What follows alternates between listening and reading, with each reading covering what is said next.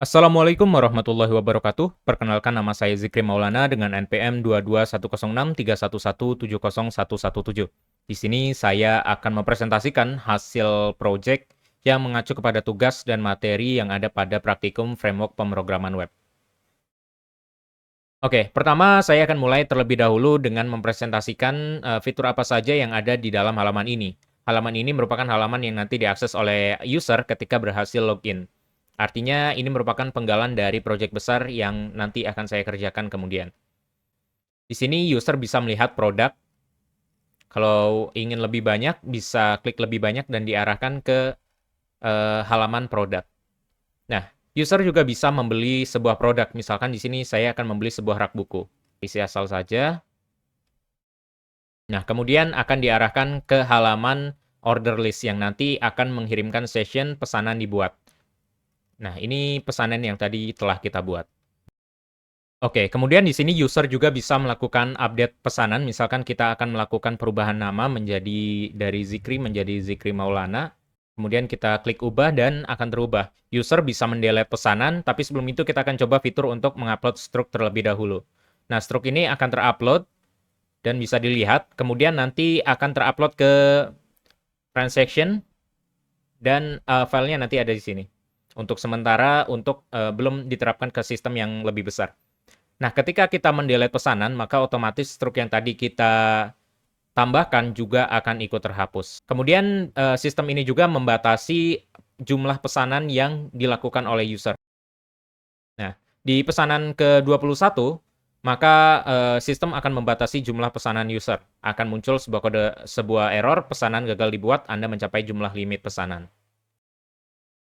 Oke, setelah dijelaskan fiturnya, di sini saya akan menjelaskan bagaimana program ini berjalan. Pertama, tentunya kita akan mengatur database-nya terlebih dahulu. Di sini saya hubungkan dengan database e-commerce dengan username dan password default dari bawaan database-nya ya. Kemudian kita akan coba lihat terlebih dahulu ke folder model. Ini app model, di sini ada dua model, detail model dan order model. Di mana order model itu akan mengatur kolom model, sementara detail model itu akan mengatur eh, tabel detail. Terlebih dahulu akan saya jelaskan tentang routes. Pertama ada slash, ini base URL, tanpa pet, ada pet product dan ada about. Kemudian akan dilempar ke controller yang sama, yaitu controller home, sebagai controller yang saya jadikan untuk menghandle penampil halaman. Di sini untuk indeks, dia akan mencari semua data, hanya saja nanti di view-nya itu akan dibatasin sebanyak 3. Kemudian di produk, dia juga akan mencari data, tapi dia tidak akan dibatasi seberapa banyak produk yang muncul di halaman tersebut. Untuk halaman about sendiri, hanya halaman biasa. Kemudian saya akan menjelaskan routes order /6, di mana ini merupakan penerapan dari fitur untuk menampilkan halaman produk, di mana dia akan menampilkan produk sesuai dengan yang ada di pad ini. Nah, cara kerjanya ini dihandle oleh controller order dengan function data form, di mana dia bakal minta sebuah order ID yang nanti akan dikirimkan dari routes-nya ya. Tadi kan udah ada padnya /5, dia bakal ngambil ke sini dan bakal nyari produk yang sesuai dengan ID tersebut. Nah, setelah halaman ini muncul, tentunya kita akan mengirimkan atau menyimpan pesanan yang sudah kita isi tadi. Nah, untuk menyimpan pesanan ini itu diatur oleh routes save, di mana nanti akan dihandle oleh controller order make order. Nah, make order ini akan mengecek terlebih dahulu apakah pesanan itu sudah lebih dari 20. Kalau misalkan sudah 20, dia akan berhenti dan akan mengirimkan sebuah pesan error seperti tadi. Kalau misalkan tidak, dia akan menangkap data-data yang diinginkan dan akan melakukan validasi. Kalau validasinya berhasil, dia akan lanjut. Kalau validasinya gagal, dia bakal ngirim sebuah kode error ke halaman yang nanti bakal menghandle. Nah, dalam hal ini ke order ya. Kemudian kalau misalkan berhasil, seperti yang saya bilang tadi, dia akan minta data lagi dan akan memasukkan ke dalam array data, baru kemudian akan dikirim atau disimpan ke dalam order model yang namanya order model yang kita definisikan di base controller ya, yang akan menuju ke order model yang ini nih. Setelah berhasil disimpan, pastinya dia akan mengatur sebuah session untuk menampilkan kode berhasil ataupun alert berhasil berupa order created yang nanti akan dikirimkan ke order list. Oke, di sini kita akan melakukan pemesanan. Kita akan klik tombol pesan dan karena kita sudah mencapai limit pesanan sebanyak 20, maka akan muncul pesan gagal dibuat. Anda mencapai jumlah limit pesanan sesuai yang saya jelaskan tadi. Kemudian di sini di order list ini diatur di routes order list di mana nanti akan dihandle oleh controller order dengan function order list. Di sini kita akan cari terlebih dahulu. Nah, sebenarnya order list ini sederhana di mana dia akan memanggil order model yang ada di dalam order model ini kan tadi sudah kita lihat ya, ada get detail dan lain sebagainya. Get detail ini akan mengambil semua transaksi yang ada di dalam tabel, sehingga nantinya dia akan mengirimkan transaksi dalam bentuk array yang nanti akan diterima oleh view. Nah, view-nya nanti ada di sini, view, transaction, dan order list. Nah, ini view-nya. Kemudian seperti yang saya bilang tadi, ada beberapa session di mana nanti sessionnya ini akan ditangkap di sini. Kalau misalkan sessionnya order created, maka dia akan menampilkan ini. Kalau sessionnya order update dan seterusnya akan menampilkan pesan yang berbeda seperti itu. Lanjut di sini saya akan membahas tentang fitur update dan delete. Untuk update sendiri ada dua routes ya, di mana update product dan update action. Update product ini nanti tujuannya untuk menampilkan data yang akan diupdate. Jadi ketika klik ini, update product, ID sama dengan 20, maka akan tampil seperti ini. Sementara untuk actionnya sendiri nanti akan diatur oleh update action. Nah, ini sama-sama diatur oleh controller order. Jadi kita akan buka terlebih dahulu controller ordernya. Nah, di sini diatur oleh function update order dan update action ya. Nah, update order ini sendiri nanti akan melakukan permintaan untuk meminta ID. Kemudian dia akan melakukan pemanggilan model.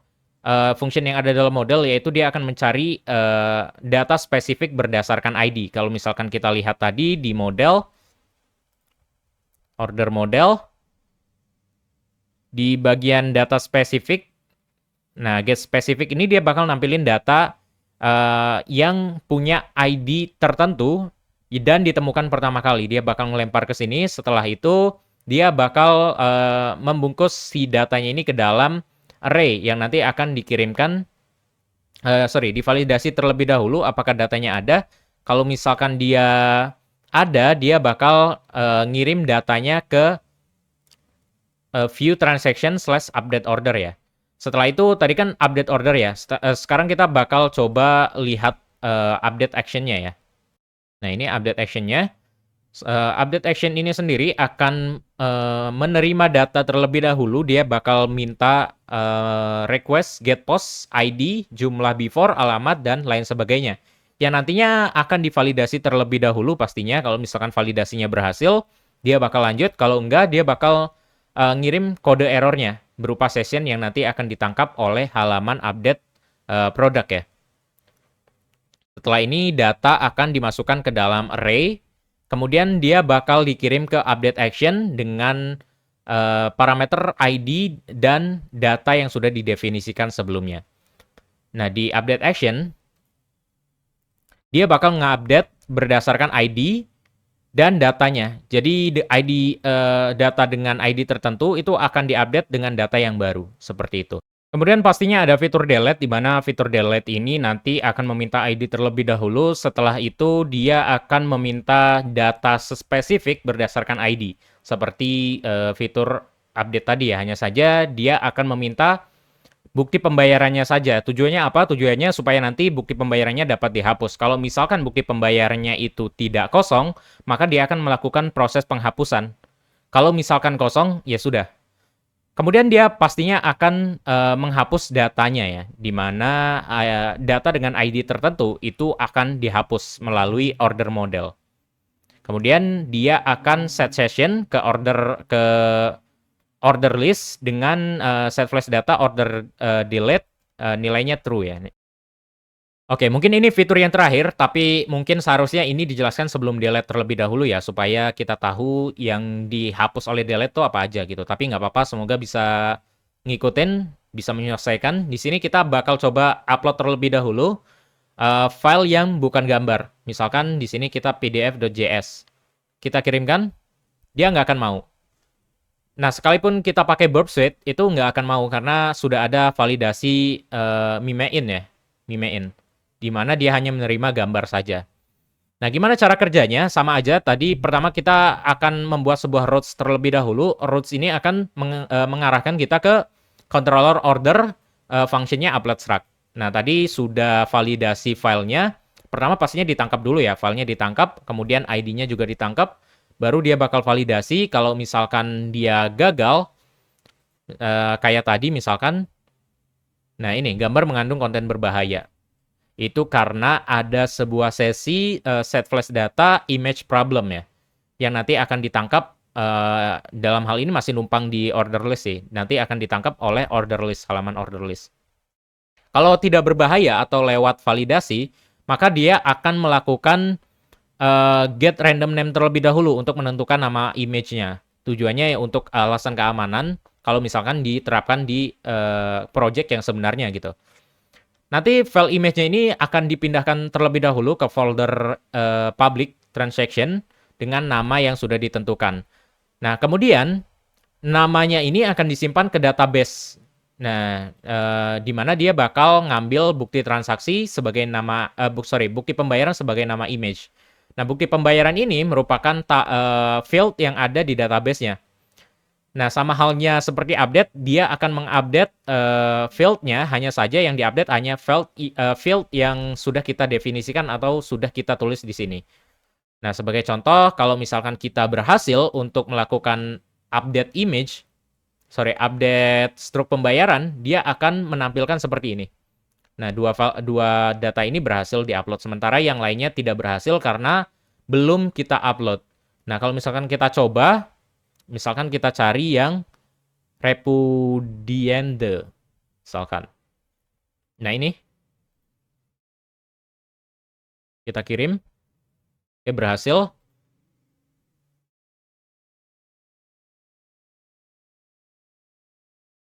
Nah, ini. Dia bakal ada di dalam database-nya. Oke, setelah pembahasan fitur, di sini saya akan membahas tentang migration dan seeder yang saya pakai. Di sini saya sudah menghapus tabel-tabel yang ada di database e-commerce sehingga ini error. Di sini saya akan membuka terlebih dahulu migration untuk detail. Ini tabel-tabel yang sudah didefinisikan dan ini untuk order. Ini tabel-tabel yang sudah didefinisikan dengan foreign key ID product pada order yang nanti acuannya itu ID pada tabel detail ya. Kemudian ini untuk sheet detail saya definisikan manual, sementara untuk order di sini saya pakai Faker.